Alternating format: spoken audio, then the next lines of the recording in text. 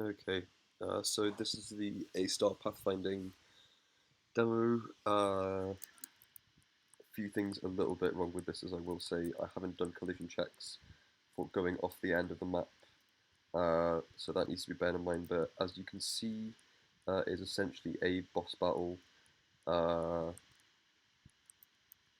and avoiding this using the objects to block the bullets and using your slightly bigger speed to lead it on a somewhat of a wild goose chase.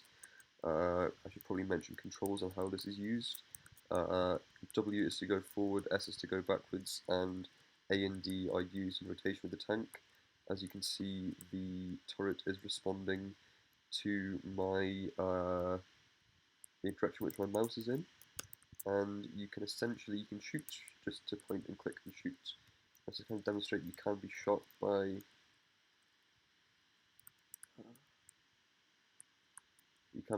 this tank. Stand still for a little bit.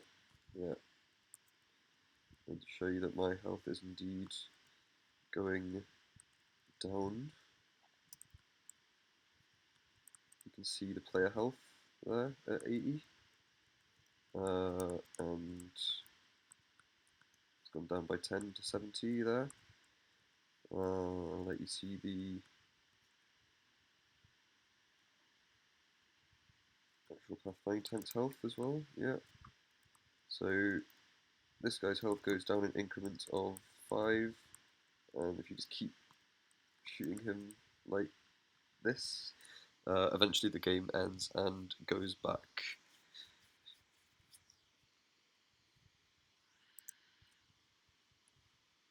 Yeah, let's go back to this. Kind of a brief description of how the scripts and everything work. There are quite a few. I think I've actually already got them open in here. Yep, this is the node class. So essentially in Unity,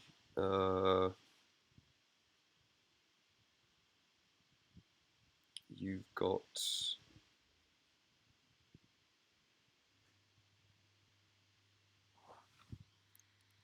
there was no real way of plotting a 2D array in the traditional sense. So if I can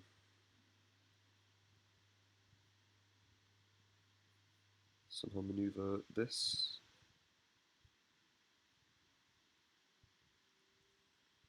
as you can see,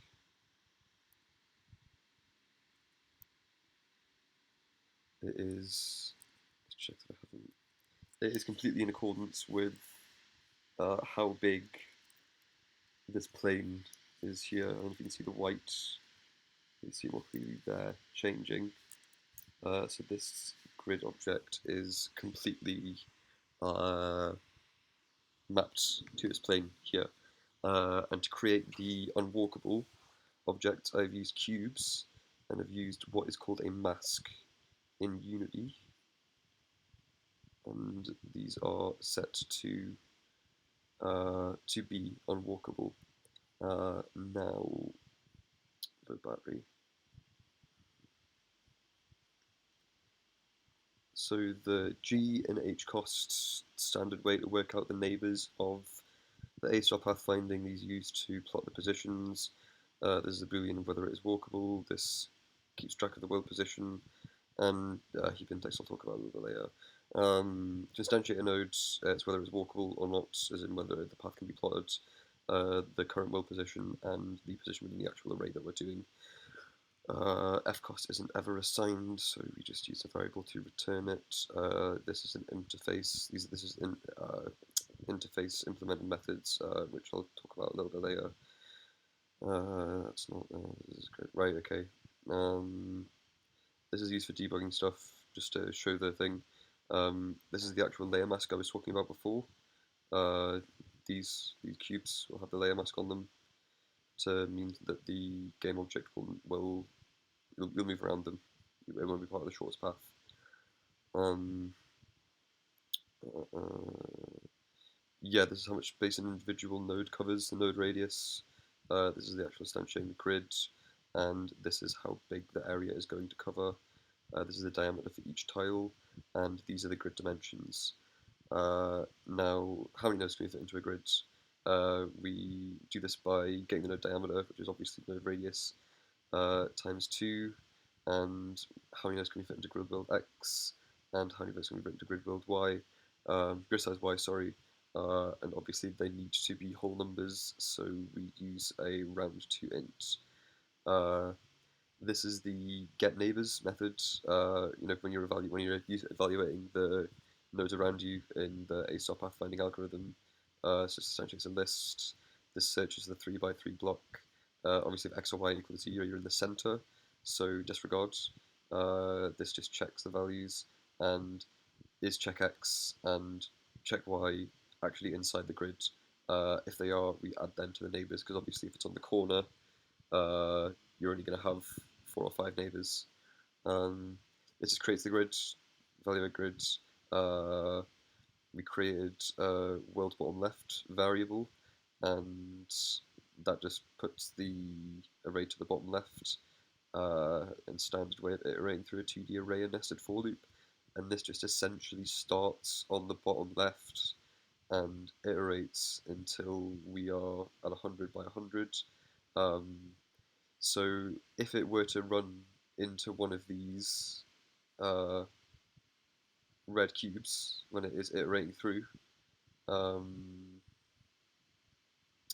it will set walkable to false, which means that will be automatically added to the closed set, and it will be a node that is not evaluated. And finally, the node is the array is filled with nodes like set to walkable or not true, the world point, and the x and y coordinates. This, I suppose, I'll talk about the heap first before going into that. This converts the node position into a grid coordinate. It converts the world position into a percentage of how far along the grid the player is. So we use floats for that. And we a thing that I read about was that sometimes the world position might be outside the grid, causing like weird index out of bounds errors.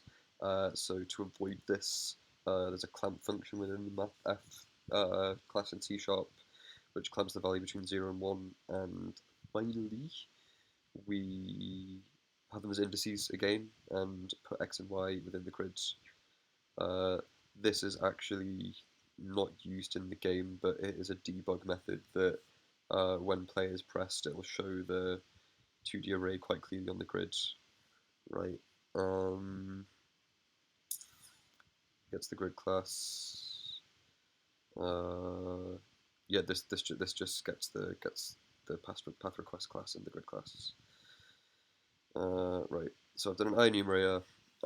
This is because the find path class might change. The path might change. Well, the path does change when you're going past it. So it just means that it can start or stop the coroutines as and when it needs to, whereas it isn't really possible with a method.